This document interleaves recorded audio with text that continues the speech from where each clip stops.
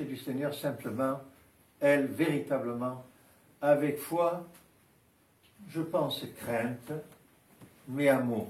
Et elle a reçu le fruit de cet amour et de cette confiance par sa guérison, alors que, vous l'avez entendu depuis des années, elle avait donné tout son argent à tous les médecins et elle n'avait pas été guérie.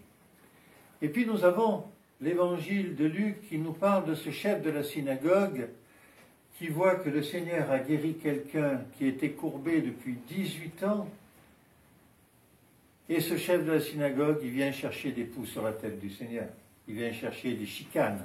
Il explique que, effectivement, il ne voit aucunement le miracle qui s'est produit et la générosité du Seigneur. Il ne voit que dans le Seigneur ce qui n'est pas juste de son point de vue, parce que ce n'est pas observant. Et dans un cas, nous avons la femme hémorroïde qui vient avec le cœur s'approcher du Seigneur. Et dans un autre cas, nous avons un chef de la synagogue qui est avec le Seigneur et qui ne voit que le cadre, que ce qu'il faut faire. Il ne faut pas travailler le jour du Shabbat. Est-ce que faire preuve de miséricorde avec notre frère, c'est travailler le jour du Shabbat?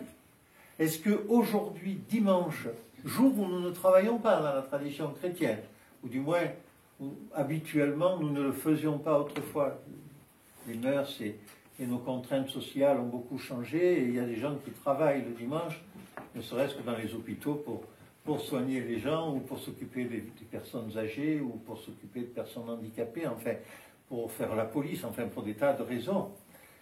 Et est-ce qu'on les juge pour cela?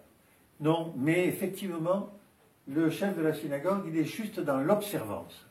Lui, il a encore le cœur de pierre, c'est-à-dire le cœur où sont inscrits les tables de la loi gravées dans la pierre et que l'on doit observer scrupuleusement, plus tous les rituels et toutes les obligations qui ont été au cours des siècles définies par le peuple juif. Et si on ne fait pas ça, eh bien on n'est pas un bon juif et donc on doit être condamné. Ne soyons pas étonnés par cette réaction. Aujourd'hui encore, mes frères et sœurs, aujourd'hui encore, nous voyons que dans l'Église, beaucoup se contentent de regarder le paraître, de regarder comment il faut faire pour que ça soit juste. Personne dans cette assemblée ne fonctionne comme ça, mais ne nous arrive-t-on pas de penser que quand même, j'ai vu celui-là, on est en carême, il n'est pas vraiment en carême, je l'ai vu, il mangeait du poisson, il mettait de l'huile, peut-être il a bu un peu de vin. C'est pas bien, c'est pas bien. Et, regarde dans ton assiette, ne regarde pas les autres. Nous n'avons pas à regarder les autres.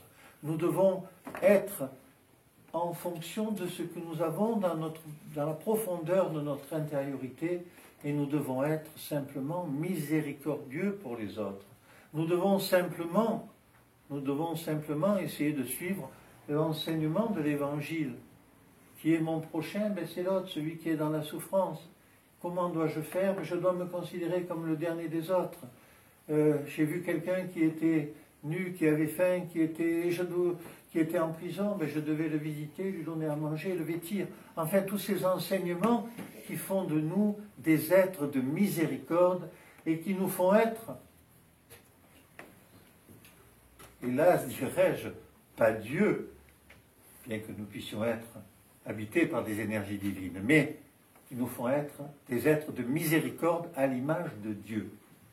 L'enseignement de cet évangile de ce jour, celui dit de la femme courbée, c'est celui qui nous dit vous devez être des êtres de miséricorde, vous devez être des êtres de générosité, vous devez être des êtres qui en tout temps allez aider, porter secours. Regardez avec bienveillance. On ne pourra pas porter tous secours, on ne pourra pas donner notre fortune tous, on ne pourra pas, nous avons des devoirs. Mais la miséricorde que nous devons à nos frères, nous la devons tous et entièrement, au moins du fond de notre cœur, au moins dans notre regard, au moins dans le signe d'affection que nous adressons, et plus si nous le pouvons. C'est ça le sens de cet évangile, frères et sœurs. nous ne nous gardons pas d'être dans l'observance stricte, nous serions alors sans doute de bons pharisiens qui n'étaient pas des mauvaises personnes. Ils n'étaient pas simplement allés assez loin pour comprendre complètement ce qu'était venu faire le Seigneur et ce qu'il enseignait. Ils faisaient bien tout le reste. Et ils pensaient que c'était juste. Et ça l'était. Ce n'était pas suffisant. Ne soyons pas des gens qui ne font pas suffisamment ce qu'il faut faire. Et ce que nous faisons, faisons-le dans la joie, dans l'amour fraternel. Et nous chanterons alors la gloire du Père, du Fils et du Saint-Esprit. Amen.